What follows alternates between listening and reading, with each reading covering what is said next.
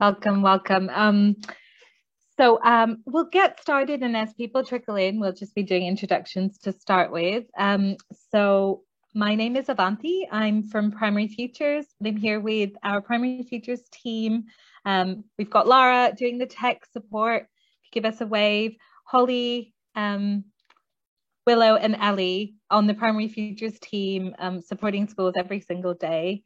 Um, and then you will later on meet some of our teacher ambassadors, wherever you are in your career related learning journey, whether it's you don't know what that means or you're an expert. We hope you do get something out of today. So what we are going to do today, just to run through the agenda, is a little bit of a background into Primary Futures, in case you're new to it, and how we position our research. And then we'll deep dive into our most recent research from this year a little bit with a quiz. Everyone loves a quiz. And then we'll get to hear from our teacher ambassadors, speakers, to understand a little bit how this all works on the ground for them. And then we'll also get some samples of other schools around the country doing innovative things with Primary Futures. And then we'll go into breakout rooms and pick up on some of the findings from the research, to unpack a little bit why they're significant for you or your school and how you would put that into action. And then we'll come back together to debrief a little Q&A,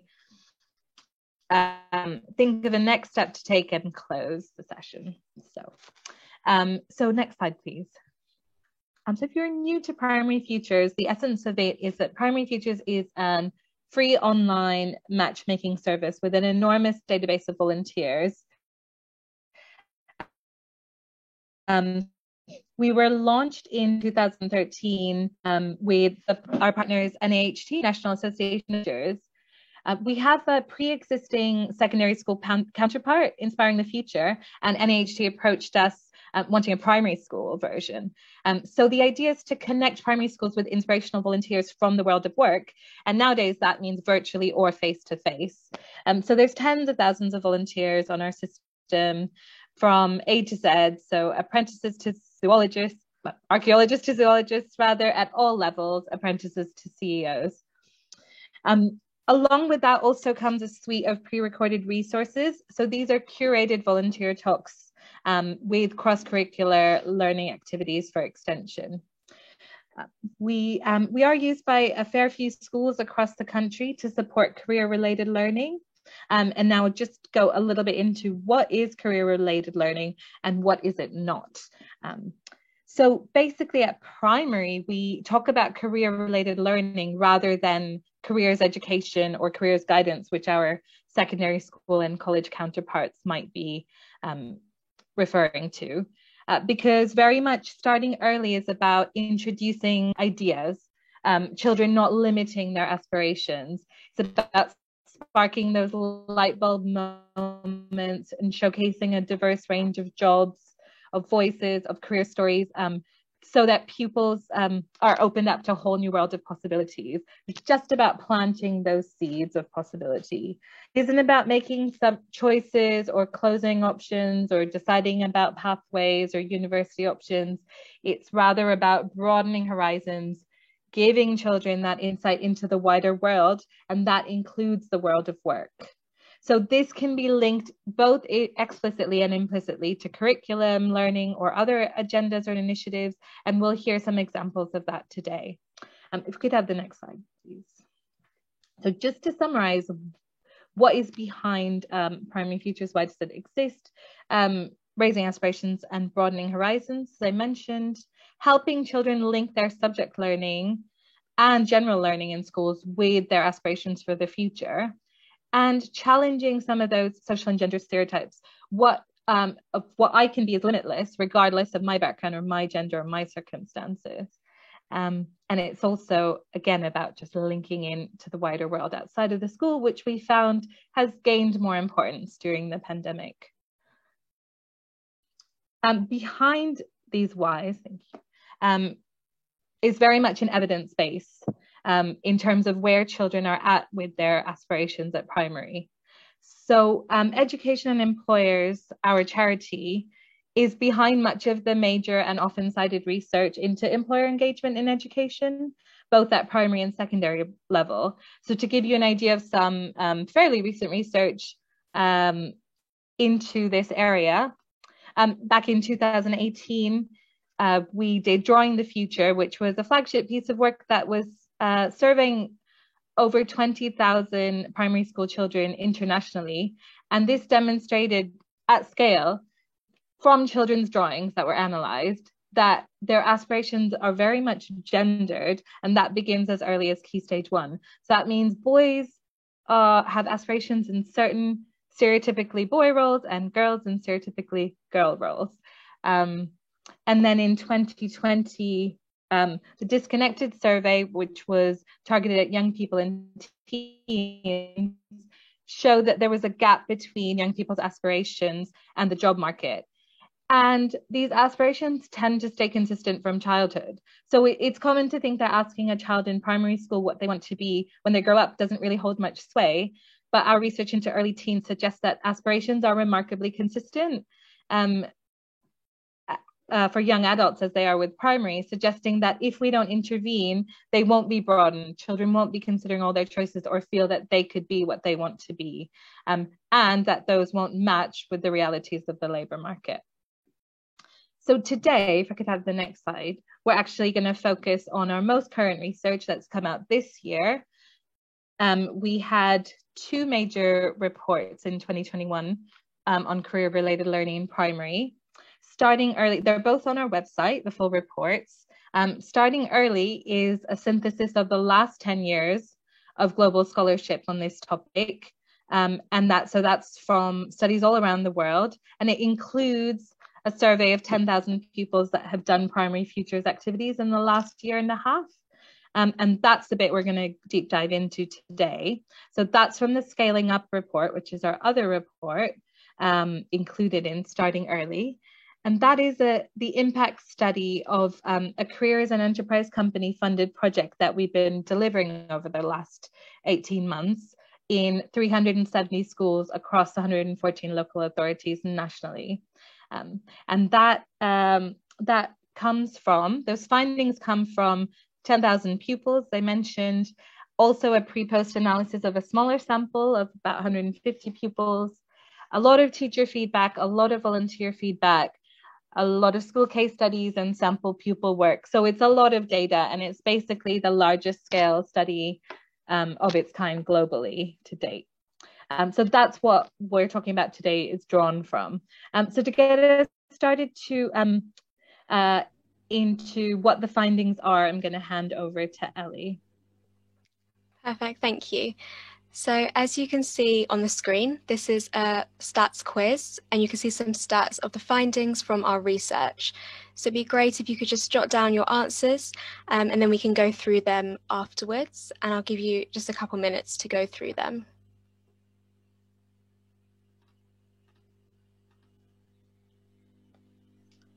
Feel free to just jot them down on paper, or you can put them in the chat, whatever you prefer.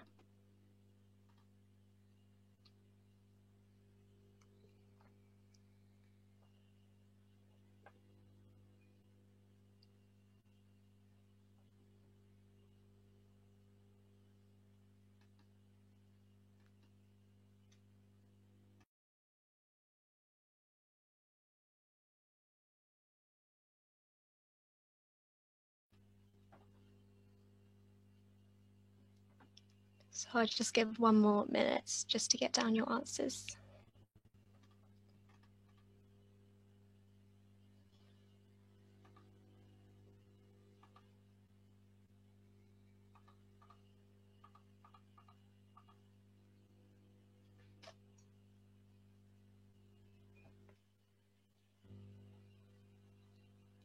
Okay, so I think we'll just go through them now. Don't worry if you didn't manage to get them down.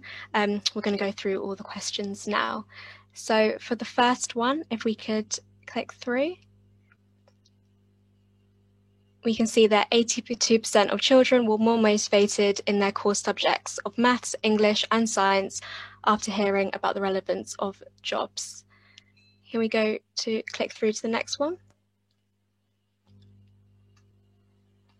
Sorry, my screen is frozen, but I think it's gone through. We can see that 88% said that doing well could help them in their future. We go to the next one. We can see that 84% of children agree that boys and girls can do the same job, which is great to see. And the next one, 80% agree that people like me can be successful when they grow up. And the last one, we can see that 78% said that now they know there are many different jobs available to them. So it's really great to see such positive feedback from the children after they took part in a Primary Futures activity. If we go to the next slide, please. We've just got 2 more questions. And these are from children that did pre and post surveys for Primary Futures activity. So just 2 questions, if you could just jot down your answers and we can go through them.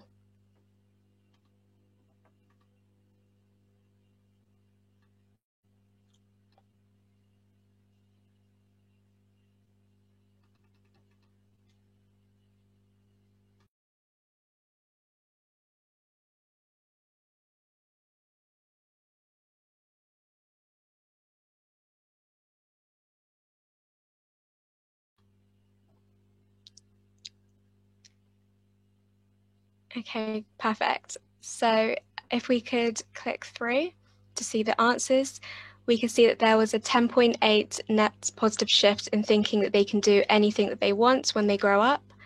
And for the next one, we can see that there was a 9.1 net positive shift in considering that some STEM subjects are for them. So it's great to see such a big positive shift for both of these areas. So I'm just going to hand back to Avanti for the next part of the quiz. You're on mute. Thank you. Brilliant. So we were quite encouraged by the scale of the respondents and the sort of high proportion of those saying that there was an impact on core subject motivation. There was an impact on feeling like they could be whatever they wanted to be. So now I'm going to go a little bit into the broader findings that came out of the analysis. So again, this is a wee bit of a quiz, but we're going to use your the reaction buttons. So this is a true false. So we'll go through them one at a time, and if you could just use the thumbs up for true and a surprised face for false. I know that's a bit odd, but that's the best one we could come up with. Thumbs up for true and a surprised face for false. So first statement, the impact of Primary Futures activities is greater for disadvantaged pupils. True or false?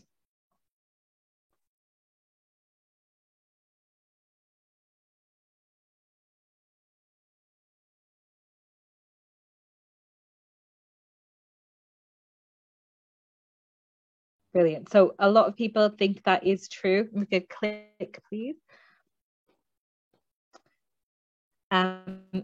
Yes, that is true. Teachers anecdotally have frequently described examples of light bulb moments for individual children from less advantaged backgrounds, but our findings at scale were higher across most outcomes when you differentiate for pupils in schools with high FSM, and that threshold is above 30% or more, basically. So with schools at high SM, you do find more positive reporting on outcomes almost across the board with outcomes. So yes, that's true. And the next one, true or false? Virtual Primary Futures live sessions had less positive impact on pupils than face-to-face sessions.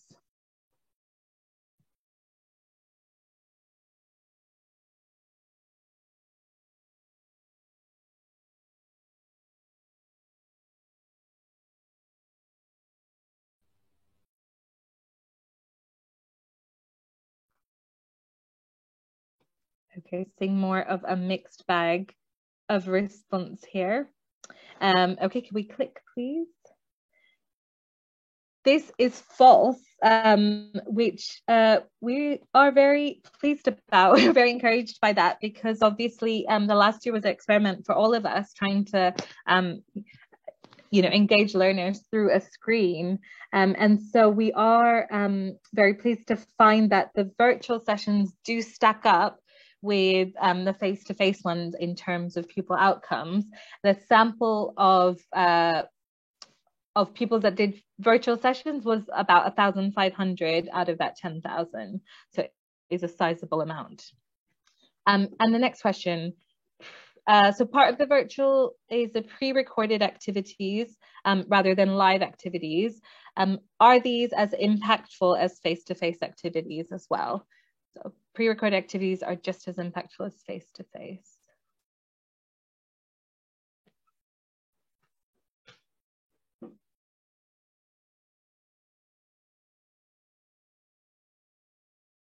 Okay, quite a few truths and some false. So this one is a bit of a trick question. It is most true, but we a little bit inconclusive because we don't have a large enough amount of data to make a statistically significant conclusion.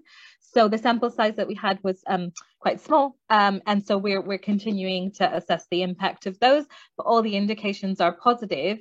And we do know, and we'll hear a little bit later from some case studies, that teachers see advantages of these slot-in activities, that they that are not live interactions, but they do give an opportunity to pause videos to have discussions to scaffold that learning for children.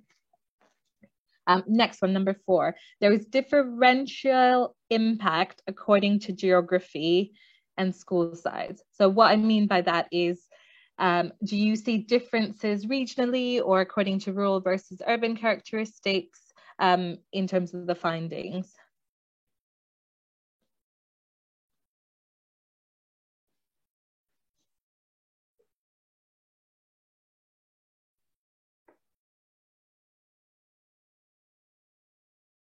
Okay, again, almost seems like an even split. Truths and false. If we click. So this is false in that we think that's good news, that findings were consistently positive across a wide geography, so across the 114 local authorities that I mentioned. So while we do see some of that slight differentiation with high FSM, overall geography did not seem to make a difference, and the findings were consistently positive. And number 5, this one's about relatability of role models, which we'll pick up again in the breakout rooms. So the more relatable the role models were, the more pupils enjoyed the activity and reported positive influence.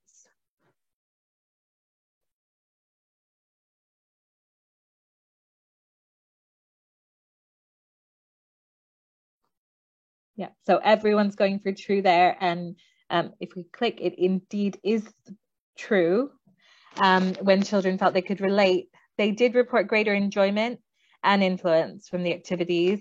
There was also a greater reporting of the reversal of gendered aspirations when they felt they could relate to the volunteers, and an increased feeling that they aren't limited by their own backgrounds. And number 6, Key Stage 1 children reported less enjoyment than Key Stage 2 children.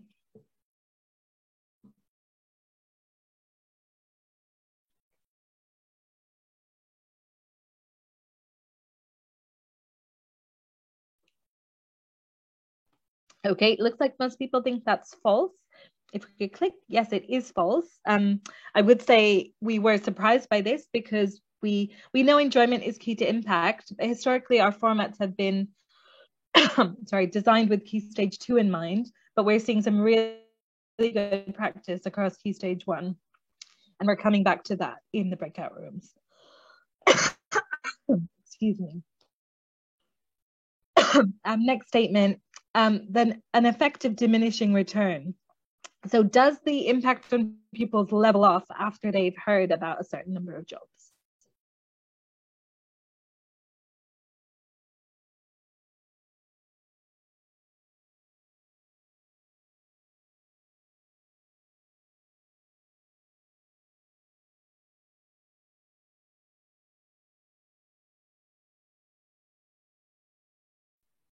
Yep, I think more people think that is false, and it is false. There is actually evidence, excuse me, of a dosage effect. So basically, the more jobs people hear about, or the more activities they do, the greater the impact. So that does make a case for embedding career-related learning in your school. I'm almost finished here. So I'd just like you to take a moment, if we could look at the next slide. These are the findings then, based on those true-false statements. You just take a moment to think about which ones are significant for you, which ones resonate or spur you into action, or were just interesting for you. If you could choose your top 3 and just put the numbers of those statements into the chat.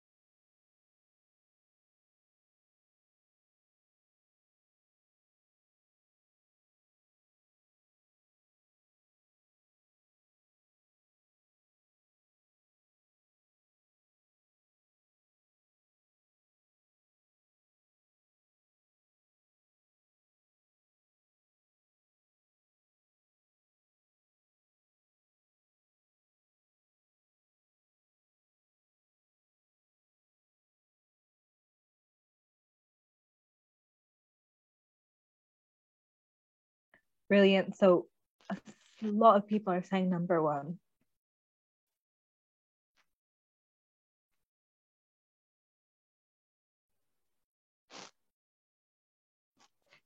Okay, we'll just leave that up for just another few moments. In the meantime, I'm going to hand over to Holly, who's going to introduce us to our teacher ambassadors, who will tell you a little bit about the work they do with career-related learning at their school. Thank you, Avanti, and hello to everyone. Thank you for joining us today. It's lovely to have you all here. So I'm going to introduce you to 2 of our teacher ambassadors who very kindly offered to share why career-related learning is important to their school and how they have used Primary Futures to meet their objectives. Lara, would we be able to go on to the next slide, please? I'm not sure if it's frozen for me. Perhaps it has, but I'm now going to introduce you to our first ambassador, John Snell from Welton Primary School. And John will take 5 minutes to tell you a little bit about what he's been doing in his school. So over to you, John. Hello, everyone. Yeah, nice to be here. Nice to see so many people. So my name's John Snell, head teacher from a primary school in Somerset, just outside Bath. Been using Primary Futures as a resource for our school for probably 4 or 5 years now. And anyone who's new to this, I would absolutely say it's such an easy piece of software and organisation to work with. And over the last few years, we've really maximised as best we can, considering the circumstances recently, using Primary Futures. Essentially, I guess, big picture for me is about the value we place on education.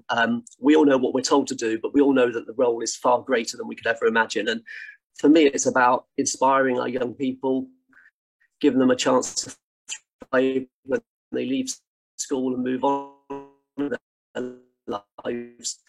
But from my experience, children do have quite high aspirations, but they just have maybe quite narrow aspirations. And so what I'm always passionate about is trying to broaden their horizons and broaden the sort of roles that they might take on as they get older. Children, of course, can't be what they can't see. So taking that philosophy, that's where I sort of feel that starting career-related learning early, particularly at sort of reception level or earlier, is key to this, sowing the seeds and providing the opportunities. So Primary Futures actually has been a really great resource for us here at Welton Primary School. I mean, the way in which we've managed to organise live face-to-face events, I do agree with what your research says, that actually we found the live events far more beneficial than online, although we have looked at some of the online work as well.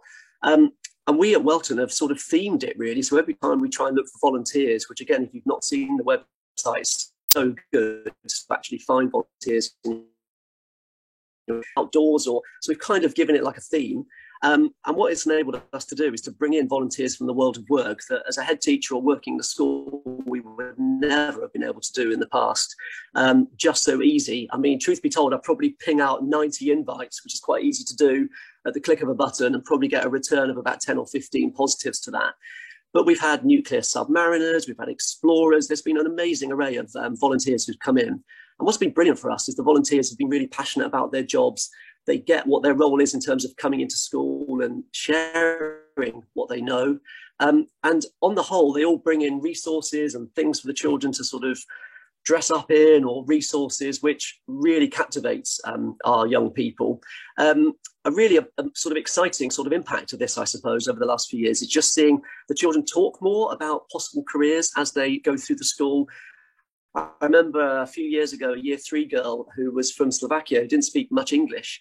And we did our STEM-themed careers event. And we had a nuclear submariner come in and all those wonderful things. He demonstrated how submarines work. And she was so inspired that she went home and her parents bought her, it was like a pneumatic robot arm that she ended up sort of building, and she filmed herself building it and sort of stop-go animation, and then brought it into school. And this girl who probably certainly didn't speak a lot of English, who I maybe would never have realised was interested in STEM-related subjects, suddenly we captivated her. And she stood at the front of the school back in the day when we could do that kind of thing with all the children in one room. And she just showed this amazing film that she'd put together. And that really opened a dialogue for me with her. And she would just be talking as the years went on about, things like, with plastic, Mr. Snell, she was saying, why can't we just build houses out of plastic? Because that's like, plastic lasts forever and that will stop plastic being wasted. And I'm starting to see children coming up with these visions and passions that I would absolutely never have probably realised before. So that's thanks to Primary Futures in many ways. And one of the things I did want to mention perhaps as well is how maybe I get that into kind of day-to-day work, because they're like the events we can kind of put on through the school year. And what we've managed to try and do and start to do, and it's been a bit harder perhaps through COVID, is just try to ask those questions through all our learning. Like who might need that in maths for their job? So let's say they've been doing a bit of work on perimeter. It's just engaging in a conversation at that point with the children, saying, actually, who would need that in their job? We don't do that all the time because that would probably be quite hard work and quite tiresome. But by doing that drip, drip, drip effect, we're enabling the children to see purpose and value in what they're doing. And so it could be any subject, because we mentioned about English, reading, writing, maths and science, but I think this is just as important for the geographies and histories and all of that. And really giving children a chance to think, actually, I do love this subject. I love this topic. Oh, I might want to be a designer. I might want to be an explorer or an architect or something. So I guess in a nutshell, I hope that's 5 minutes, and I'm happy to join in with all the other events you've got later on in this session. But that gives you a bit of a flavour about how passionate I am about career learning at Welton. Thank you so much, John. And your passion really comes across there. It's brilliant to hear about the approach that you're taking and the impact that the careers activities have had on your children. So a big thank you. And if anyone has any questions for John, please do put them in the chat box and we'll come to them during the Q&A later in the session. So thank you, John. I'm now going to introduce you to Tom Konzek from Lean Mills Primary School. So over to you, Tom. Thank you, John. There were some really motivating things there, and it's great to connect across the country. And I think just to open up, a big thanks to the Primary Futures team, and thanks everyone for getting here on a Thursday afternoon, because as you can see, I'm still in the classroom, and I appreciate that. It's been a long old week, not only the year we've had, but what really excites me about the Primary Futures is that as part of my role to look at curriculum development, I was lucky enough to look at what we were doing with our pupil premium, look at raising aspirations, and there's some really nice free resources and a huge amount of online support. John mentioned how easy the portal is to use and to cast a wide net. So I'm just going to share with you a few of the whys. I do believe John's covered a lot of them, but again, just to echo, it's really nice to connect to other inspiring volunteers, because ultimately they want to get involved in young people's lives. They want to try and help you out.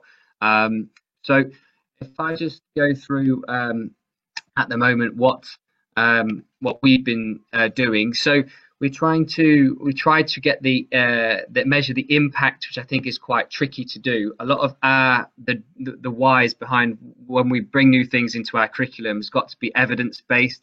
And I think looking at the chat earlier on, we can see there's quite a few leaders, school leaders with deputies and heads in here. So you're going to need to know why you're going to do this. And it was already explained quite well that they've already got quite a lot of research with 10,000 participants plus. The EEF also releases some research on the impact of having aspirational visitors and things like that. Now, I just think it's important for you to understand and acknowledge that the reason why the gains aren't huge there is because there's also a big cost which they counter against, so going out on visits and things like that. With Primary Futures, there isn't any cost really at all. It's the time cost of putting out a few emails and getting it set up. And of course, now we've got the online platforms. It's super easy to connect across the whole country, and sometimes even internationally, we've had people on board ships that are in the international oceans and stuff. So the cost is very low, and I'd say the impact is worth digging down if you've not already checked out some of the research. So we do believe that research is well grounded. We've sent our own feedback. I'll show you that in a second, some of the pupil feedback we've sent. But from me as a curriculum development lead, I looked at the engagement for our pupils and our difficult to motivate and reluctant learners. So one of the first things which was exciting about the Primary Futures setup is that you can start it at the beginning of a unit or a topic to hook children in, to motivate them into a new pirates topic that they're doing, or into the Amazon or whatever. You can really literally type in on the Primary Futures portal who you want to represent and who you want to get into your school to excite and engage your pupils. I have touched on this already, but in terms of the reasons why, the inquiry-based approach you might be doing in Key Stage 1, it's nice to open up open-ended questions and allow the next part, I suppose, which is challenging any stereotypes your pupils might have because of the demographic or because of the culture. That's really powerful. We've seen being able to have open-ended type of questioning. And John mentioned this as well. It's really nice to raise the profile of other foundation subjects, in particular in the light of having broad and balanced curriculum. This really helps to enrich on a day out of a term your curriculum in terms of raising those other subjects like the STEM and the sciences. Where next for you guys, just to wrap this up, there's the online platforms now like Zoom and Teams. You get a lot of support behind the scenes to get set up. It's super easy. But what I really have liked actually about this, we've got to take some positives about post-COVID, guys, is that you no longer need to physically get people into your school. You can get anybody. You can get some really, really fantastic volunteers that will come in virtually and do a presentation. And that's just as good. You can set it up in each classroom.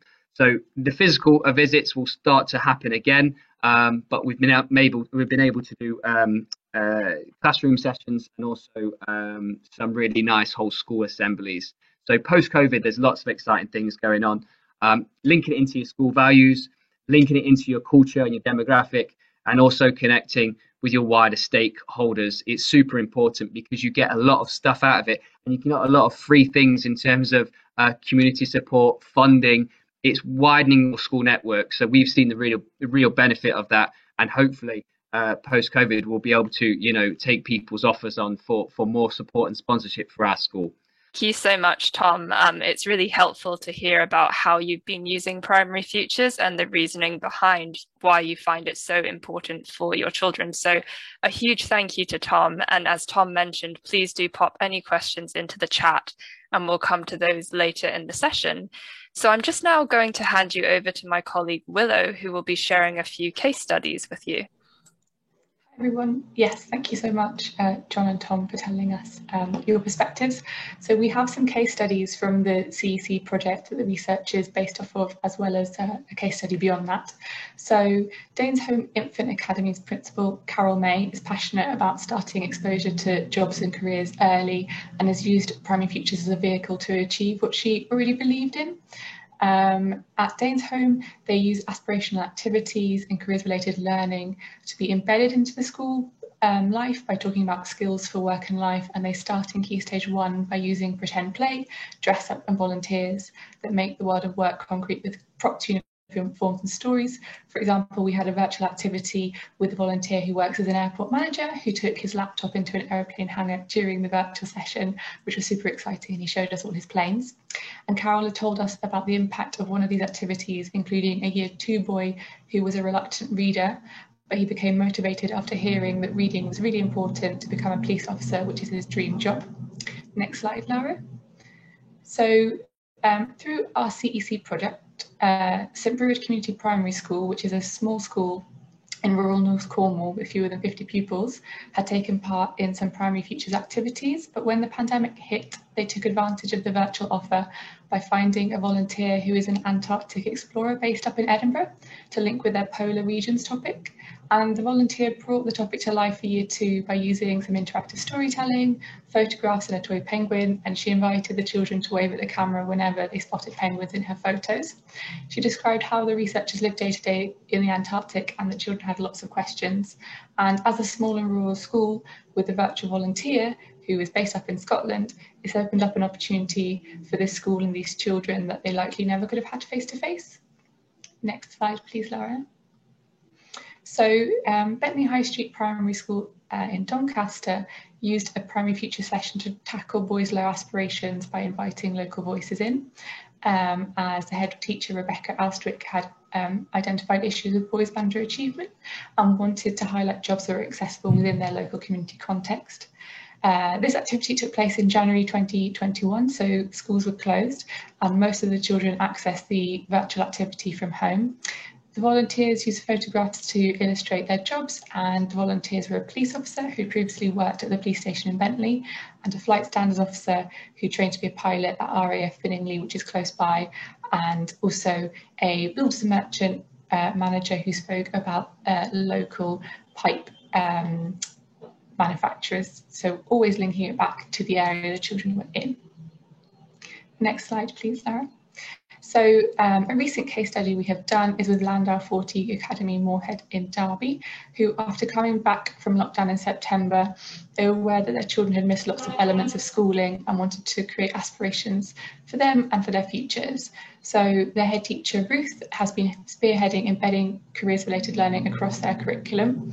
For example, for Emma Parker, who's a Year 3/4 class teacher, during a reading lesson, there was a discussion about whether women were strong enough to be mountaineers. So Emma decided to follow the children's interest and accessed Primary Futures pre-recorded resource called Budding Futures Tackling Gender Stereotypes with her class. She used this pre-recorded video and learning activities across 2 lessons and explored the children's ideas on what florists and construction workers look like and built in plenty of discussion time on gender and jobs. Moorhead have also had a live virtual Primary Futures activity, including meeting a female engineer, and one of the boys in Emma's class, who wants to be an engineer when he grows up, was very inspired by this. Emma told us that he struggles with maths, but after listening to the volunteer talk about how maths fits in with engineering, Emma said that he's been a different child over the past couple of weeks and seems really engrossed in that learning. So this is an excellent example of using both pre-recorded and live activities over the last year. So those are some examples of how schools have been embedding careers-related learning into their curriculums, and we're now going to have a time to think about how this applies to your school, so I'm going to pass back to Holly. Thank you, Willow. So we're now going to move into breakout rooms where we'll have the opportunity to discuss the 2 questions on the PowerPoint. So our first question is, how early is starting early? Our evidence makes an unequivocal case for starting at primary age, but how early should you introduce career-related learning and what does it look like at Key Stage 1? So that's our first question. And the second question is, what does relatable role models mean for your children? The research shows that the impact is greater on children when they can relate to role models. What does relatability mean for you and your pupils? Is it about gender and ethnicity, growing up in the local area, similar abilities and interests, or something else? Consider whether children need both mirrors to see themselves reflected and windows to a diverse range of people to imagine the best future for themselves. So just before we move into our breakout rooms, I just wanted to get our thoughts rolling. So I was wondering if John has any ideas about the first question that he might share with us. Yeah, thank you. Hi, hope you can hear me. So I as I mentioned just now, I hope you can hear. Can you hear me? Yes, we can hear you. Okay. Yeah, as it's probably no surprise, I think as early as possible, and I would think, working in early years, pre-Key Stage 1, so working reception class and similarly nurseries, I just think there's no reason why not, actually. And from my evidence, children, whether they're in reception or year 6, get just as much value out of it. So I think the point you made at the very beginning, this isn't career education as such, this is experiential stuff, giving children, sowing seeds, giving them the chance to, and actually, yes, at reception age, they can still understand what a submarine is or whatever, and they love it. So without a doubt, in a nutshell, as early as possible, nurseries, I'd say. Thanks so much, John. A really strong argument there, and I definitely agree with you. And Tom, do you have any thoughts for our second question on relatable role models? Yeah, we've had some really nice links with our local area and bring it into some of our foundation subjects. So last year we did a really nice topic on trade and transport, and we got someone in from the local Nottinghamshire Newark Agricultural Society. She was a really nice, engaging volunteer. But through that, we actually got other volunteers that talked to us about the other subjects in terms of like coding and sciences. And those role models that are within those careers can tell the children that there are actually jobs that do not exist at the moment, but they will be there for when the children are come as 18 to 20-year-olds. It was even in the news, I think, recently. A lady was saying about the first manned or female or male person going to Mars. They are in our primary schools at the moment. So those type of conversations do excite. And if you've got a really kind of keen volunteer, then you can start to connect. The children can start to connect the dots with what role models there are at the moment, but how they can see where they might like to go, and even if their jobs don't exist, they know that the industries are there. So it's really quite exciting to get those people in as role models. Thank you, Tom. I agree with you about how exciting it is. So thank you for sharing with us. Welcome back, everyone. Sorry to if that cut you off abruptly. Some very rich discussions going on, and you can go to the Padlet and in your own time look a bit more in depth. But I wonder if a couple of could just have a couple of volunteers summarize the discussion from your room, if you don't mind coming off the microphone and sharing.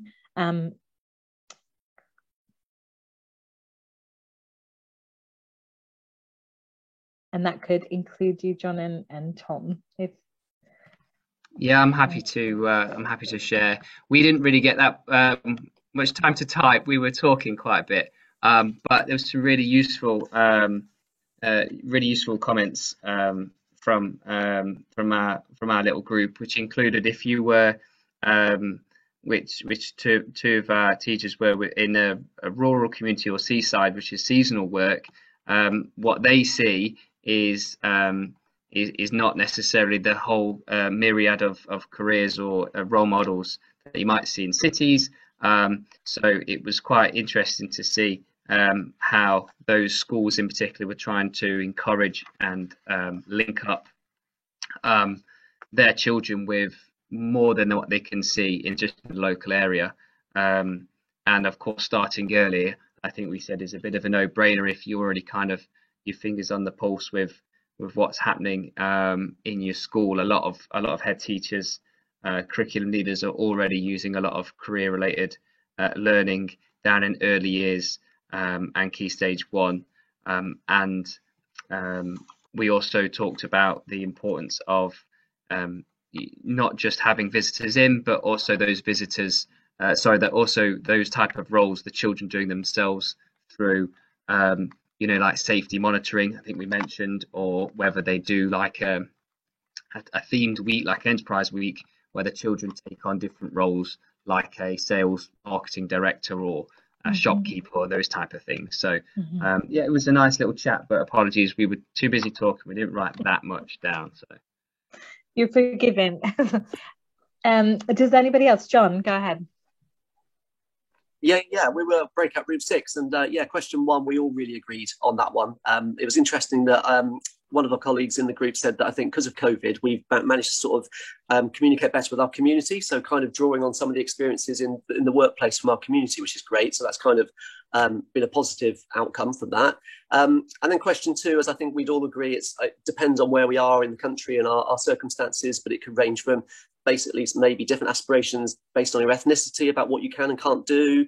Maybe similarly, gender stereotypes still a big issue, which I would agree with for my school as well, and deprivation as well. So acknowledging the range of jobs that are out there. So I think, we had a really sort of good discussion on that. Yeah.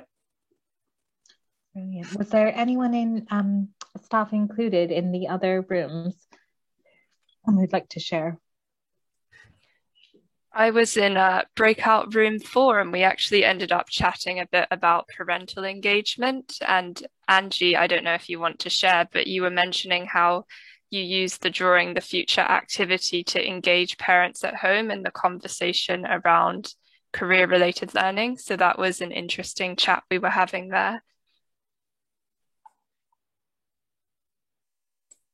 We did that with our year 3s a couple of years ago, and I was amazed at what our year 3 actually came up with. We were a bit nervous probably about doing it with year 3. We thought older children would be better, but it was absolutely amazing. We were blown away. It was their knowledge, their understanding. They really knew what they were talking about, and equally they really enjoyed sharing their ideas with everybody as well.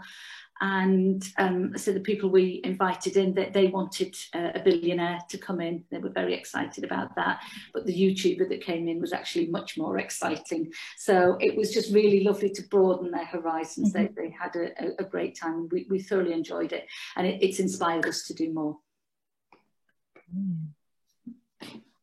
Amira, if you don't mind me putting you on the spot, I think a lot of what you were saying was really interesting about windows and mirrors mattering.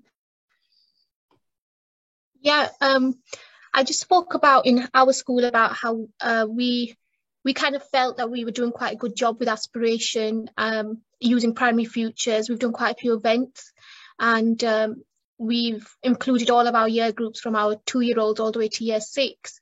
Until this year, we've really been looking at diversifying our curriculum and thinking about how children see themselves in our curriculum and what we teach and the resources we use.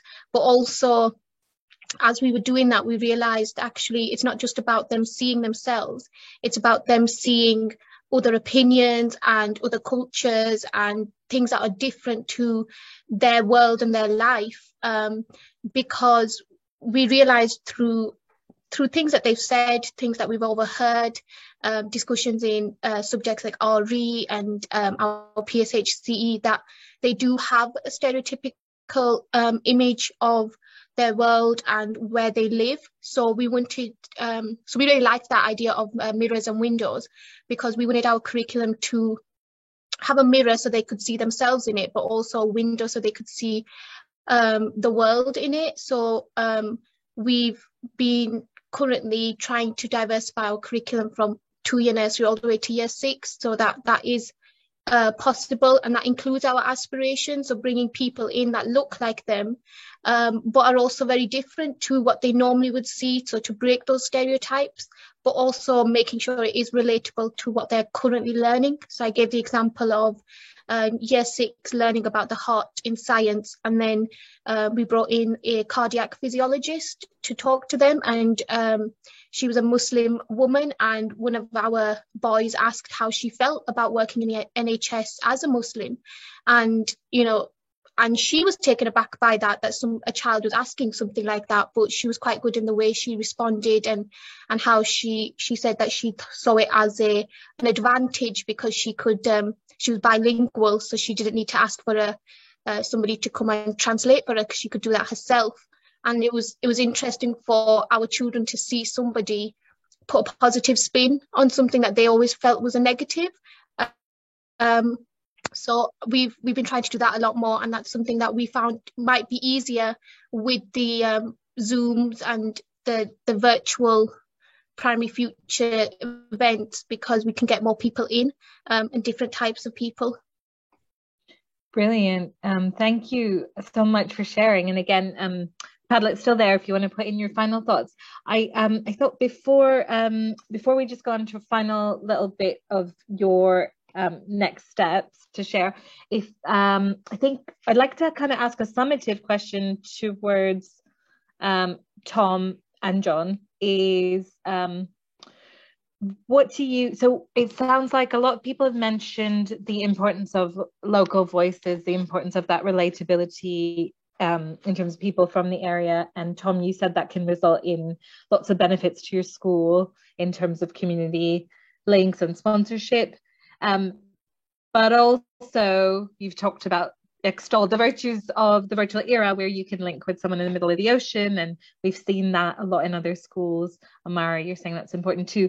So what do you see as the future in terms of combining those two things, in terms of virtual versus face-to-face, getting people into your school? Do you plan to do both, basically? Yeah, it's really interesting for me, because I just think I'm still learning as well. I'm by no means an expert at all. And I think from hearing what colleagues are saying here, I love the idea of tapping virtually perhaps into people who clearly can't get to the school. So whether that's someone in Antarctica or somewhere, or whatever it might be, or up in the space station, hey, that'd be pretty cool. So I'd like to do that, and then do that combined with getting volunteers in, because I know, as I was saying to our group, you can spread the net quite wide on the Primary Futures thing, so you could get people from 40 miles away or whatever. So a bit of both, definitely. I mean, we've gone more down the face-to-face route, but I think, yeah, definitely do more virtual live stuff would be good. So on a little practical bit, if you've not been on Primary Futures, you tend to search for volunteers within your immediate geography. However, since the pandemic, there's a virtual volunteers option, and that opens up you just tick that box, and that opens up everybody that's willing to volunteer virtually. And Tom, over to you. I think the future is really quite exciting with the potential of virtual sessions. We're going to continue to do virtual sessions just because I'd be intrigued to see how many kind of volunteers and the kind of caliber of volunteers that we can kind of aim for now, because you do have that power to do. I think from a teaching point of view, we're also busy. The interface does save teacher time. I think it's worth checking it out, and also there's a good level of support behind the scenes if you don't feel particularly confident. But once you do one or two sessions, like Amari said, you can kind of get it shared across the whole school, so you can get one or two volunteers that will go into different classrooms. We're going to try and do some physical ones for more practical reasons, like the Olympics. I'd like to try and get some people in to physically come in and do some work with the children or showcase. But then the final point I'd make is that it's quite a good way to save some costs for your finances by doing virtual sessions. We were meant to be going to Cadbury's World, for example, and we booked in virtual tours, so you can actually save some money. I wouldn't say, just do everything virtually. Don't be too tight, but it is a good way to, if you haven't got termly kind of enrichment during each term, use this as a medium to do it. Thank you. Thank you. And we do hope in this sort of summer term where a lot of field trips, excursions, visits are curtailed, that some of our, we do really, the caliber of our volunteers is absolutely brilliant. It's all down to them and the teachers. But this might be a substitute that you could, you know, if you can't go to the farm, get a farmer to show you around through a screen, or the chocolate factory. We've got a chocolate taster on the system. So final thought is just if we could have the slides back, if you don't mind giving us a couple of minutes just to feedback on today, because that presents us the case to run future CPDs or not. And then an action plan just to put in the chat, please. We know how demanding your jobs are, and we recognize we all go to CPDs and might be buzzing with ideas and then go back to our to-do list and it's gone. So just this opportunity to sort of make a little pledge, and mostly for yourself, but if you could share with everyone else, what is one small actionable step you will take based on your discussions and learnings from today? To put that in the chat, and then there's a survey link in the chat as well, to just feedback on this afternoon's session. We'll leave that up for a couple of minutes and then we will close the session. I want to say an enormous thank you to Tom and John, but also all the Primary Futures teachers, because we are the sort of connector program between you and the wider world, but it only happens because you make it happen. And with probably all the demands you've had this year in particular, we are just absolutely in awe of the teachers that are still committed to children thinking about their futures, even though you're firefighting in the present. So thank you to all of you. And I will just pull up some of those actions. Search for virtual volunteers from further afield rather than just our local area. Plan our first event, brilliant. Thank you. That's from Declan. Claire, plan in more of the recordings. Yeah, there's some on gender stereotypes that we've been talking about, into our long-term curriculum for next year, brilliant. Amira, more aspirational work in Key Stage 1 through role play. Joanna from Another School's idea, which I love, about EYFS dressing up as what they want to be when they grow up.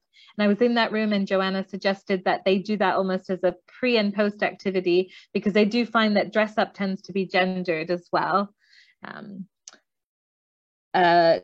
Joanna, look at the curriculum map and plan a visitor for each topic and look at library selection offering different perspectives. So back to the book representation. Angie, I will endeavour to increase the use of our CRL across year groups, so pushing it out with a whole school approach. Claire, investigate the virtual opportunities. Jamie, discuss embedding and role play of career discussions into the curriculum as a hook. Plan for visitors in September. Sarah, to review the curriculum to look for more opportunities, and similar with Helen. Paul, going to SLT, yeah, absolutely recognize that you need SLT buy-in for this, to talk about embedding careers. I think going back to the research, there is that impact on attainment via motivation. There is that impact on subject learning, and we heard a lot of stories about reluctant learners coming alive when they see the relevance of their subjects. So that might be one for your SLT. That's absolutely brilliant. Thank you so much for sharing those plans and those thoughts. We'll just on to the, I think a question, note everyday opportunity, sorry, where will this skill be used in real life? Absolutely, it's again about that relevance to real life. John mentioned the perimeter learning, that you could take it from maths, you could do English. Every volunteer of ours tends to talk about how they use English and maths in their job, regardless of what sector they are in. Brilliant. If we could just move to the last slide, Lara. So if you've not access Primary Futures, it is free to all state schools. All you need to do is go to primaryfutures.org, set up a free account. linked to your school. You'll be able to search for volunteers locally and virtually, and there's a whole suite of resources to help you get started to plan those activities. And we are also just on the other end of a phone call or an email should you stumble with that. But there's other opportunities to connect with us. There's a suite of pre-recorded resources. As soon as you log in, all you have to do is request them, you'll get emailed them, and those all you need to do is timetable, you can slot them in, and that's a great way to kind of get started. It's a bit of a taster into career related learning if you haven't had it already. Brilliant. Thank you so much for joining us. I'm going to go ahead and close the session now.